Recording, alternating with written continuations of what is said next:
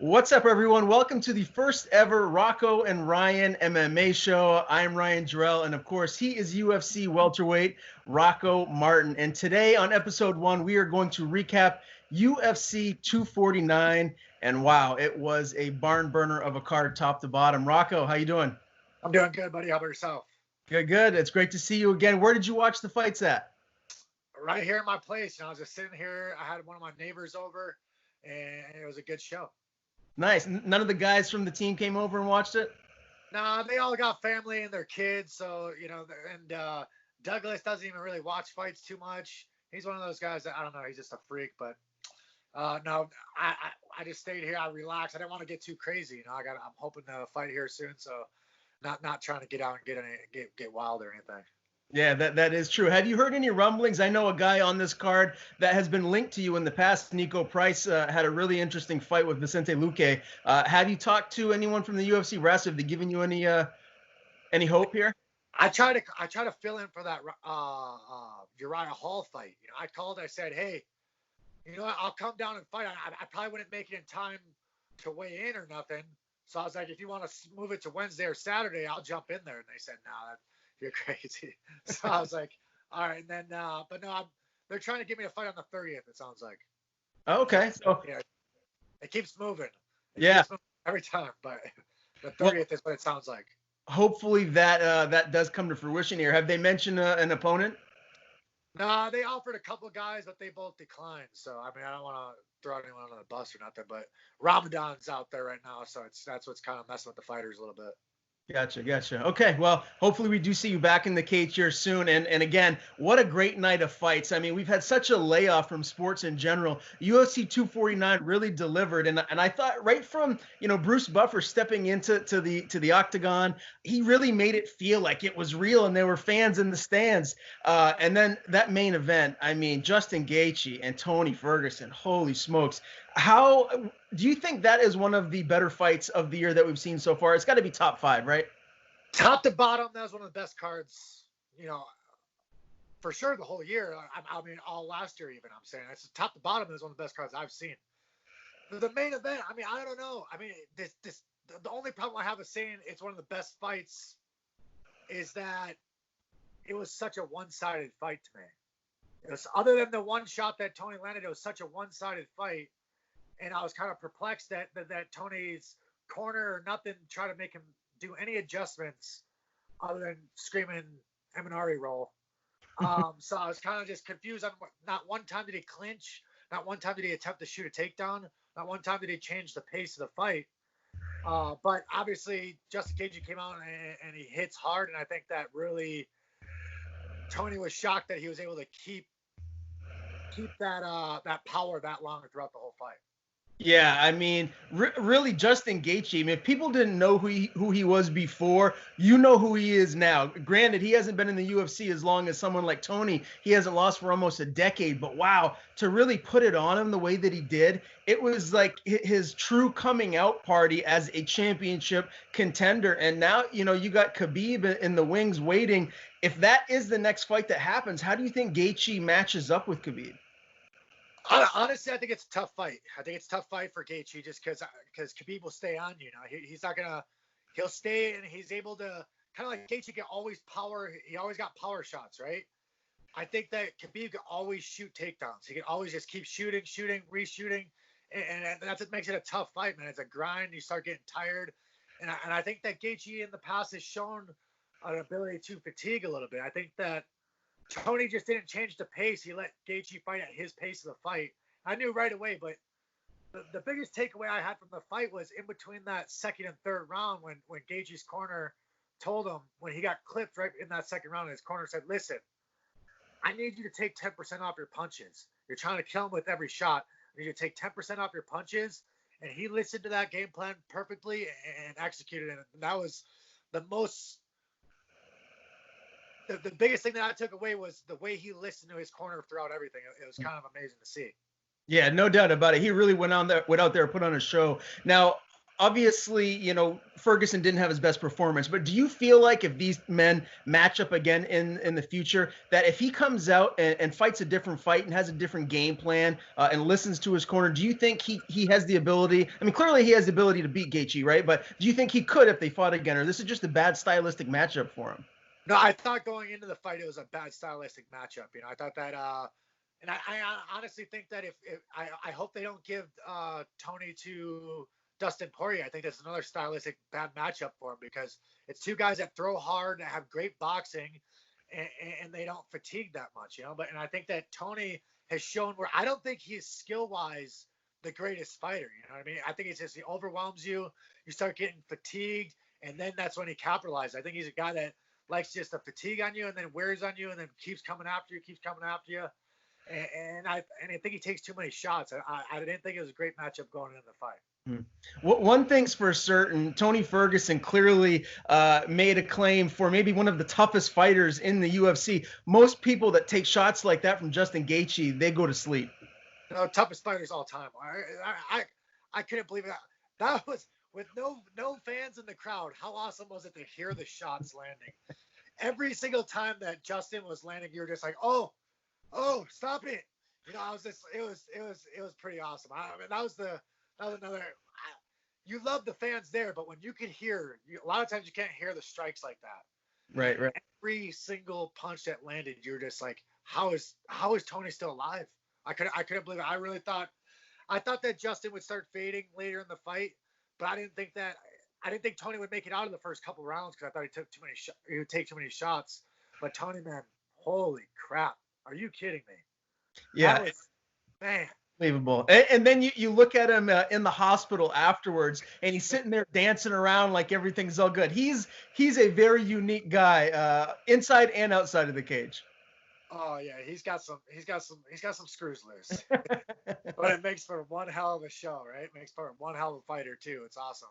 No doubt. Now, obviously, I have to mention the wild card here in this division, a guy named Conor McGregor, who has been calling out Justin Gaethje. He really made it very clear that that's who he believes he'll be fighting next. Do you think the UFC will make that fight happen, or do you think that they're going to wait and have Gaethje fight Khabib next? Money talks, man. Money talks. I really do think that Conor does call a lot of his shots, and I think that the UFC lets him for a reason. I've seen this guy come from that long layoff where he was getting in trouble and everyone's like, oh, I think his star power is dropping. It's dropping.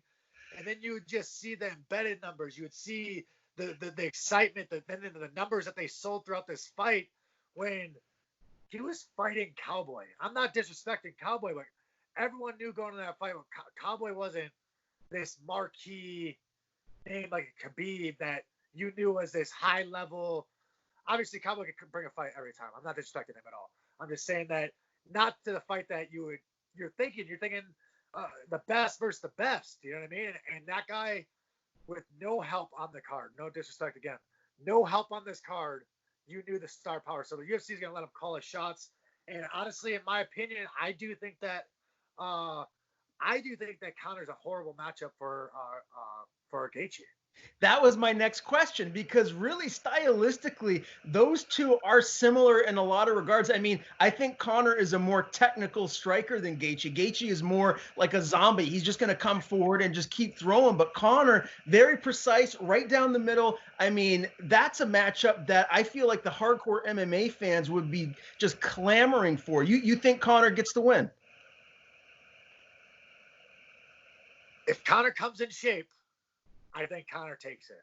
Wow, first round. I think it could be a quick fight. You know what I mean? I just think that Conor is that precise, and Gaethje is definitely willing to take a shot, to throw a shot. And I'm not sure, man. I think that Conor obviously has proven that with those 4-ounce gloves on, all it takes is one shot, man. It just takes one shot because it just takes the right shot, and he is very precise, very fast. But I do think it's a stylistic, not a great fight for him, especially after watching how Dustin and Gaethje fights went down. Mm-hmm. Let me ask you an outside of the box question here, something that I'm sure you'd love if it happened. Let's just say fast forward a year, you get to fight Conor at welterweight. What happens in that fight? There's no way. Like, Conor's never fighting, man. There's no way. He can barely get through Nate Diaz. He's not getting through a real welterweight. You know, I just don't see it. Yeah, there's no way. I know you're not very happy that you're not in the top 15 of the welterweight division yet. And we'll talk more about that once we get down this card. But very interesting to see what happens with you here moving forward. Now, again, great main event. The fans that paid to buy this pay-per-view really got their money's worth. And the co-main event, for my money, I think it was stopped a little soon. Dominick Cruz ends up losing. Henry Cejudo wins and then goes on to retire. What's really interesting for me is the post-fight comments that Cruz made about the referee, saying that he smelled booze and cigarettes on the referee's breath. Do you feel like there's any validity to that? I mean, I'm sure you must know who this referee is. You've had quite a number of fights in the UFC. Yeah, he's actually reffed a few of my fights, you know, and I've liked him. You know, I think that he's done a good job. And honestly, you look at the fight, and Cruz was taking quite a bit of shots. I do think the fight was stopped too fast. You know, I do think mostly you got a title fight. You just heard the 10-second clicker. You know that there's only a few seconds left. I thought that you should wait till the buzzer goes off. And if Cruz can't get up, then you stop the fight. But I was just like, I do think with that much on the line, he's not just sitting there not moving. You know what I mean? And it's a tough one. It was a close call. I do think it was a close call where I think that you could argue both sides, you know, but I also feel like this is high stakes, man. This is like these guys are putting everything on the line. Everything they've ever dreamt of is in this moment. It's tough as a referee when I felt like they were kind of doing something, but it's obviously the ref's job to protect the fighter. So if he really thinks that, you know, Cruz is out, he's got to do what he believes, you know. And so I think that it was definitely a major claim though on Cruz's part. That's a serious allegation, you know what I mean? I think that's something that I don't know how that plays out. I mean, maybe you do drug test the referees as well. I don't know. I don't see any harm in doing that. I don't see why they would not be willing to do that either. I think that would be something in the future to look into, where I think that they should be. I do think they should get drug tested before and after the fight. Yeah, I don't disagree with that at all. Let me ask you this: the way that fight was evolving, do you think if Cruz made it out of the second round, that there was any chance that he would be able to maybe get a victory? Or did you think it was just a matter of time before Cejudo was going to win regardless?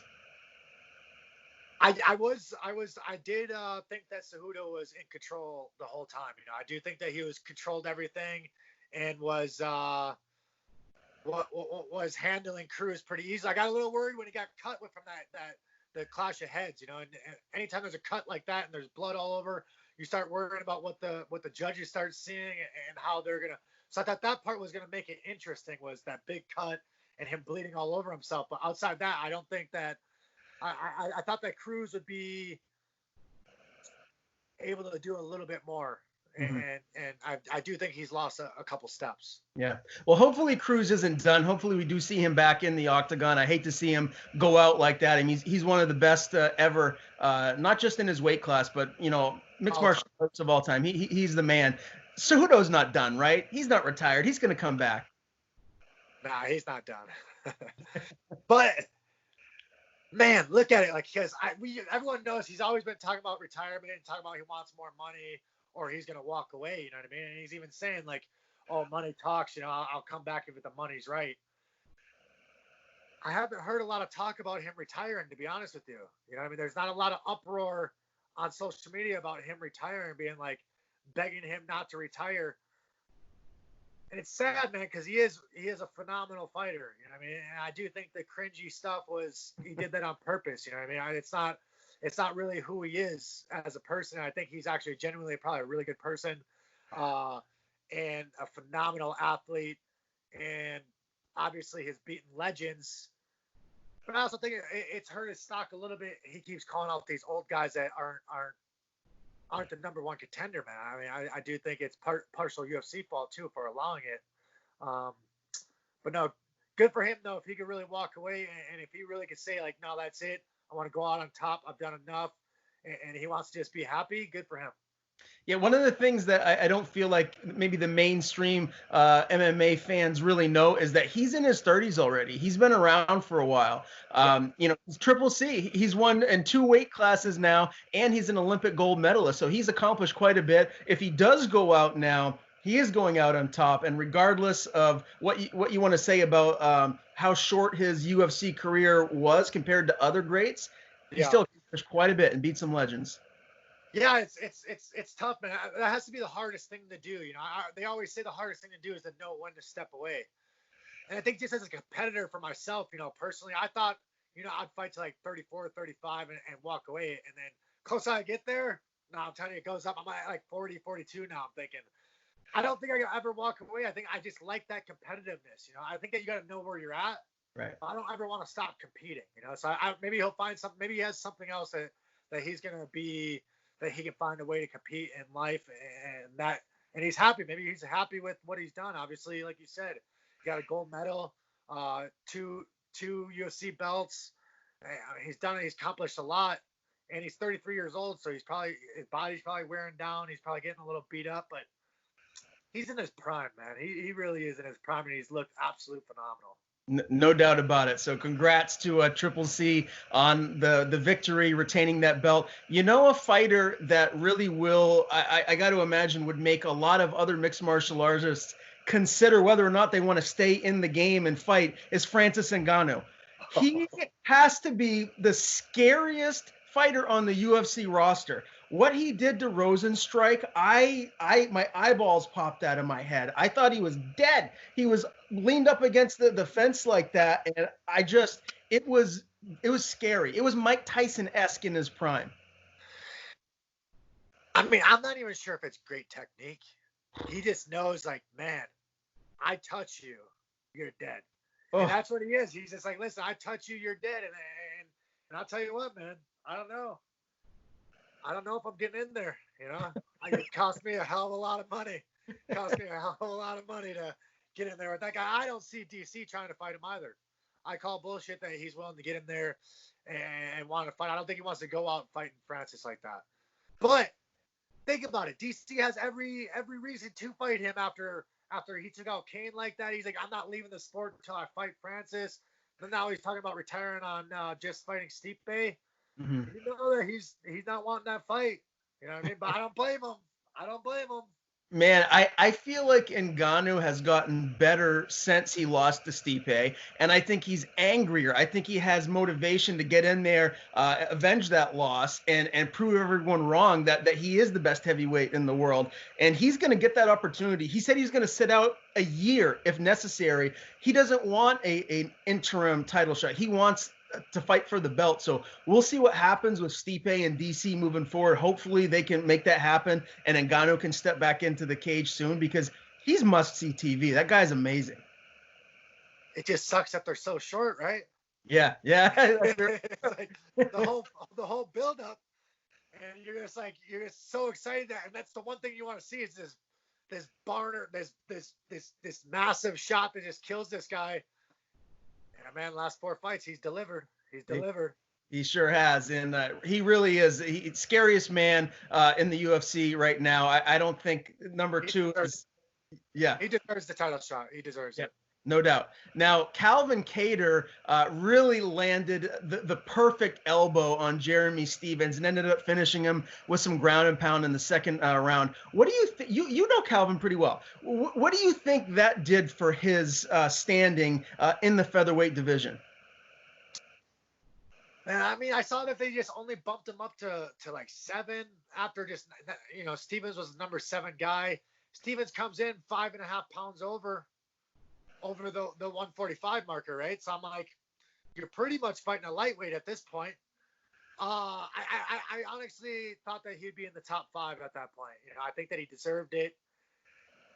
So I'll be honest, when I used to train with Calvin, I knew he was really good, phenomenal person too. But I was like, man, I don't know if he's got that killer instinct. Since he got in the UFC, man, I don't know what it is. It's like something happens in the middle of these fights where he's like, nah, fuck it, I'm gonna kill this guy. And it's like he snaps. I don't know. It's beautiful violence that I see from him. And that might have been his first standing elbow he's ever thrown. I don't know if I remember ever seeing him throw a standing elbow like that. But wow, when I first saw that, I thought it was a cross. I didn't even know it was an elbow right away until they slowed it down, and I was just like, man, that's pretty awesome. That was beautiful. When Calvin's at his best, Rocco, do you think he can win the belt at 145? Do you think he can beat the guys there at the top 2 or 3? Yeah, I think that he actually matches up pretty well with Volkanovski. I think he matches up well with Volk. I think that Ortega would be a great fight for him. I don't think that Ortega is a bad matchup for him at all. Honestly, Ortega's very tough. I do think that Calvin could take out Ortega. What else? I was looking at it the other day. Max may be, it's an interesting fight with Max because I'm not sure it'd be just because Max has high output. Yeah. And it'd just be interesting to see if I think Calvin may have to put him away to win. Yair might be a tough fight just because Yair's going to stay on the outside, use those leg kicks. And that's the only weakness we've seen from Calvin is that a longer guy that's throwing leg kicks and stays on the outside refuses to get in those brawls or get in those like striking boxing exchanges, But who else was out there? Korean Zombie would be a good fight. I think that's another good matchup for him. What about that rematch with Magomedov? With Zabit? Yeah. Yeah, I mean, I think that Zabit would be crazy to take that. I don't think he's going to take that. I think that again, I also think that Calvin matches up very well for a 5-round fight. I think his style is more of a 5-rounder. Yeah. Because he's so loose, he's loose, and then you think there, and then he explodes, and it's just beautiful, like to watch him get in there and throw some of those combos that he's throwing is really nice to see. And I do think that the way he fights is he's very well suited for a 5-rounder. Yeah, well, I really felt like he was going to win that fight against Zabit if it was a 5-round fight. He was coming on strong going into that 3rd round. So I was just very happy as a New England guy myself to see Calvin get in there and win. I want to see him continue to progress and hopefully get the matchup that he wants next. Now, the first fight on the pay-per-view card was a clash of heavyweights between a guy I know pretty well, Yorgan De Castro, and other than Greg Hardy. I did speak to Yorgan afterwards, and I don't want to blow him up. I don't want to say anything that he doesn't want to be said, but I could tell he hurt himself early on. I'm not going to say the severity of it, but he was hurt. He hurt himself, and that affected his movement. I felt like in the first round, he was tagging Hardy. I felt like he was really going to maybe put him out in the second round potentially, and then you just saw that lack of output the 2nd and the 3rd round. It was a yawner, to be fair. What is your takeaway from that fight? I think that I didn't know if you hurt your foot that you hurt both hands. You know what I mean? I didn't know that the way that he was throwing right away in that beginning, that first round, that kick didn't land to the second. He keeps pointing at his foot. So right away we got to think, okay, you broke your foot. That's fine. I mean, I've hurt my foot multiple times like that. Guess what you do? You stop throwing those kicks. You stay in the boxing range, and you start throwing. Because I didn't think Hardy looked good either. I thought he looked like hot trash. Yeah. I honestly wasn't impressed with either one. I mean, I think that I think that Yorgan gave that fight away. I really do. I do think that he's the better fighter, and he gave that fight away. He looked like he threw. When he was throwing, a lot better, lot crisper strikes, a lot better combos, tighter. And I do think that hopefully it's a learning thing, but I'm telling you right now, it wasn't physical there. That was all mental. That was a mental thing. And that's sometimes that's how you have to lose sometimes. You have to lose like that. And because next time, believe me, like you're not going to go out there and lose like that again. Okay. Yeah. Next time you're like, no, I'm going to go out on my shield because that's going to haunt him for a long time. Because every time he sees Greg Hardy fight, he's going to be like, no, I should have won that fight. But guess what? You didn't win the fight because you chose not to pull the trigger. And that's what I truly believe. Yeah. Well, those 5 fights, Rocco, were the pay-per-view. That was the main card. So if people didn't want to pay for the pay-per-view to actually watch that, they still got to see all the rest of these fights that were on the undercard that were on ESPN. It really was an amazing night. And there were a couple of veteran fights to cap off the undercard, you had a heavyweight matchup between Alexei Oleinik and former champion Fabricio Verdum, and then you have Pettis and Cerrone. What were your takeaways from those two fights? A couple of close matchups going to decisions. Man, I tweeted it out afterwards. I don't know. I don't think Verdum wants to mess with Colby right now. Not with what I saw out there. I was just saying, like, I think that he better bring that boomerang if he's gonna fight with Colby next time, because I don't think he could beat Colby right now. And I was shocked at the way he looked. I really expected him to. I just honestly thought he was a horrible matchup for Oleinik. I really thought he would run Oleinik over, but props to Oleinik. Obviously, like you said, two major veterans. Verdum's supposed to be one of the best grapplers all time at heavyweight. How is he letting go of an armbar to go back to mount? I don't know what the heck was. I don't know, man. That sauce must do some crazy things to you. That's my takeaway. I don't know how else to take it.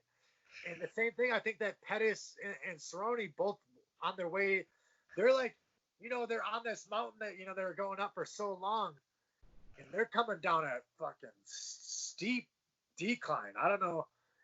But they come to strike, they come to bang. I honestly thought that Cowboy, was landing a little bit better, but I mean, I don't know. I have to watch it one more time. I think I have to watch it one more time. I really just don't think Pettis is very good. I truly, in my heart, believe that Pettis was on absolutely everything. He hasn't popped hot, so I can't officially say that, but in my heart, I truly think that USADA absolutely changed Pettis' career. Wow. Okay. Well, that's an interesting take, because he really is a shell of himself compared to how he was earlier on in his career. And for my money, I was surprised at the outcome of that fight. I thought Cerrone could have potentially won it. I definitely didn't expect the judges to see it the way that it was and be so lopsided towards Pettis. That was a unanimous decision win. I mean, the Oleinik Verdum fight, that was a split decision. I thought the Pettis Cowboy fight was pretty much equally as close, but what do I know? That's why I'm not a judge. Now, Carla Esparza beat Michelle Waterson by split decision. I got to ask you too, though. I mean, really one of the best fights of the night, Rocco. Vicente Luque, okay, beats Nico Price, a guy that you've been linked to forever. I mean, it was a bloodbath. You must have been on the edge of your seat. No, man. I mean, it's just so hard for me to be like, this is why it was a phenomenal fight, and they're both phenomenal fighters. I mean, they are both phenomenal fighters. I do think that they're world class, but I also don't think they're top 15. I don't think either one deserves it. They're both very good offensive strikers. I feel like their defense is absolutely horrible, and I don't think that their grappling is that good. And I just don't think, like, style. Obviously I'm judging.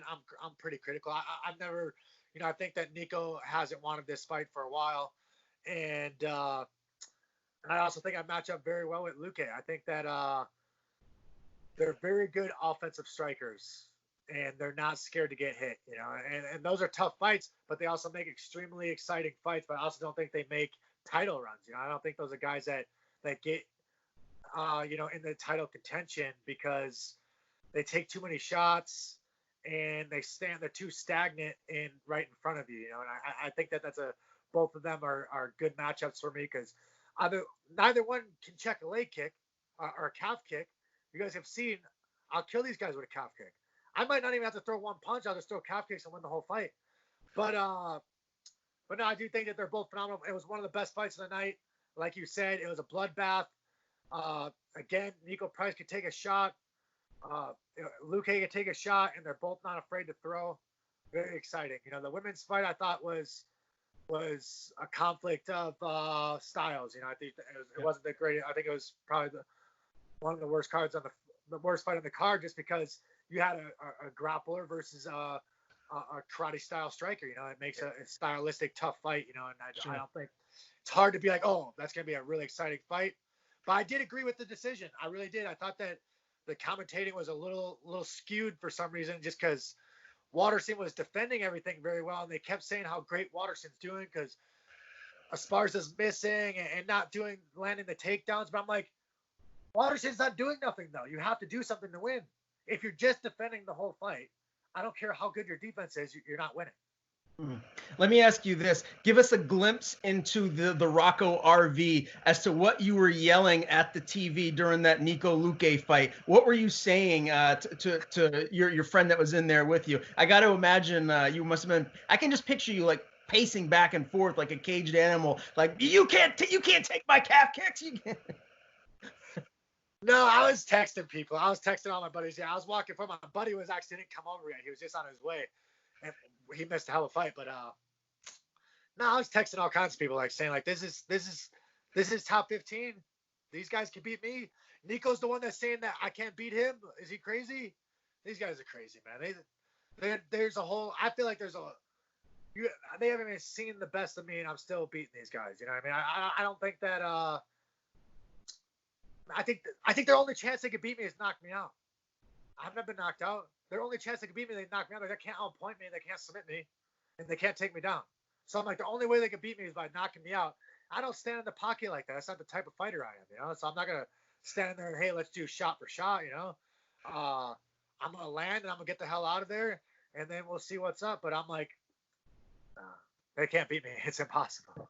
There's no way. I was watching it. I wasn't impressed. You've made that very clear, and I got to imagine that Nico's going to be out for a while with that eye. He's going to be on the shelf, so he won't be your next opponent. Who knows? I doubt Luque will be jumping back in the cage because that was a difficult fight for him as well. So we'll see what happens here in the welterweight division here when you get back in the octagon here soon. Now, the performance of the night that to me may have been the most impressive, top to bottom. I mean, yeah, you look at someone like what Ngannou did, just crushing his opponent. But Bryce Mitchell beating Charles Rosa the way that he did, I mean, that was pure domination. I didn't expect that at all. What did you think? Yeah, exactly. Oh, well. I mean, I know Rosa, so I won't be too critical, but I'm going to be critical, just because I'm like, man, you talked all that shit. You talked a lot going into that fight about how you're going to grapple him. And I do know Rosa can grapple, but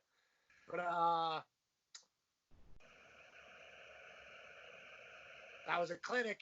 That was a clinic. How many times have you seen a 30-24? I can't remember ever seeing it. I can't think of it either. I can't think of it. I said right after that decision, I said 30-24. I have 30-24 on the card. That's what I have on mine. 30-24. I mean, 10-8, 10-8.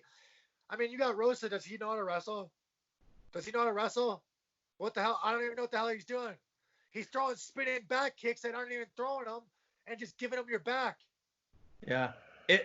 It was clearly stylistically, for whatever reason, maybe Mitchell is one of those guys that's just freakishly strong, and Rosa didn't take into account maybe how strong his opponent would be. Maybe that was the difference. I don't know. But one thing's for certain, I think most people out there did not expect for what to happen to actually transpire inside of the cage. You got to tip your hat to Bryce Mitchell. And now he's got those camo shorts, so I know he's going to be happy. Got the camos finally. He's hell yeah. Oh, man, how funny is it when he talks? It's just like, oh, my goodness.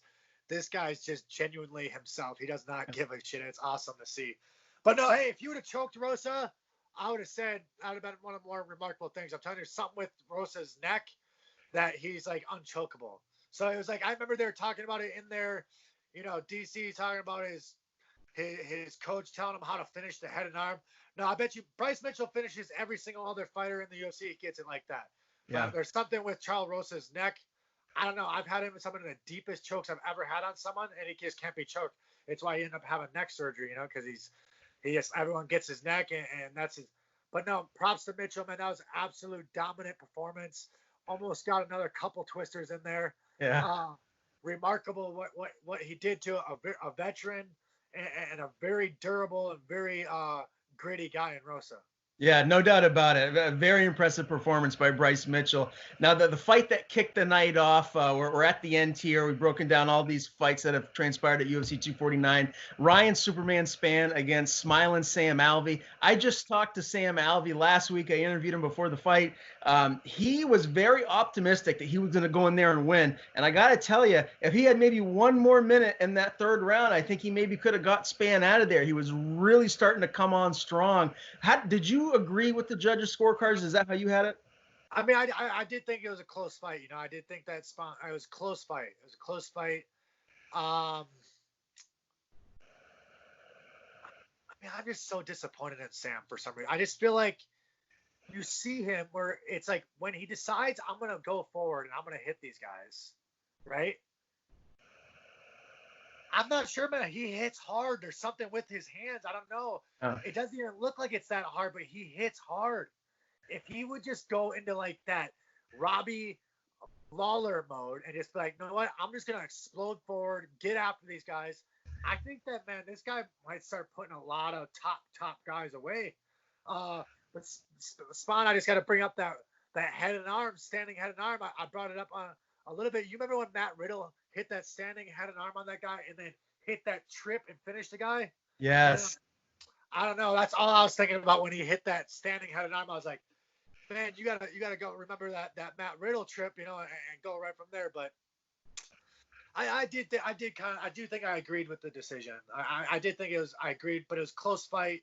But again, I was just disappointed that Sam just keeps walking backwards, letting people push him against the cage. Like I said, my last opponent beat Sam, and it was the same thing where Sam keeps just walking him down, lets you walk him down and push you against the cage, or you know what I mean? It's just he needs to be a little bit better, mostly for a veteran. His awareness needs to go up in the cage. Yeah, I think that it's not that he's not lacking skills; he's just lacking the pulling the trigger. Gotcha. I was actually at his UFC debut fight. It was in my hometown of Bangor, Maine. I was in the third row with my dad watching that fight. It was Tom Watson he fought, and it was one of the best fights of the night. It went to a decision, if I remember correctly, but I'm always going to cheer for Smiling Sam Alvey. Yeah.